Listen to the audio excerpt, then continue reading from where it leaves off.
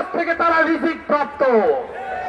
হে আমার ভাইরা, আমরা দুঃখজনক ভাবে দেখেছি আমাদের সকলের প্রিয় শরীফ ওসমান হাদিকে শহীদ করে দেওয়া হয়েছে। আমরা পরিষ্কার বলে দিতে চাই, এই শাহাদাতের রক্তের মাধ্যমে এই দেশে প্রকৃত ইনসাফ প্রতিষ্ঠা হবে ইনশাআল্লাহ। হে আমার ভাইরা, আমরা দেখতে পাচ্ছি এই শরীফ ওসমান হাদির হত্যাকাণ্ডকে আড়াল করার চেষ্টা হচ্ছে। খুনিদেরকে এখন পর্যন্ত গ্রেফতার করা হয় নাই।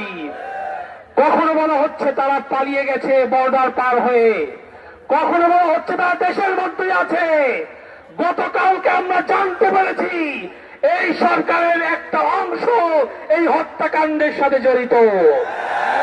আমরা পরিষ্কার বলে দিতে চাই, অন্য কোন জঙ্গিবাদী নাটক, প্রথমত দিল্লি স্টারের নাটক দিয়ে এই শহীদের রক্তকে ধামাচাপা দেওয়া যাবে না।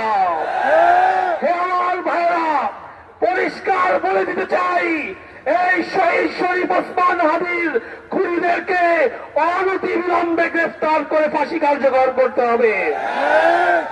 হে আমার ভাইরা, আমরা বিগত 15 বছরের সেই স্বৈরাচারী ফ্যাসিবাদের কায়দায় আবারও দেখতে পাচ্ছি এদেশের নিরীহ নাগরিকদেরকে গণগ্রেফতার করা হচ্ছে। এর নাম দিয়েছে তারা, 2টা বিল্ডিং এলাকে আগুন লাগিয়েছে কে বা কারা।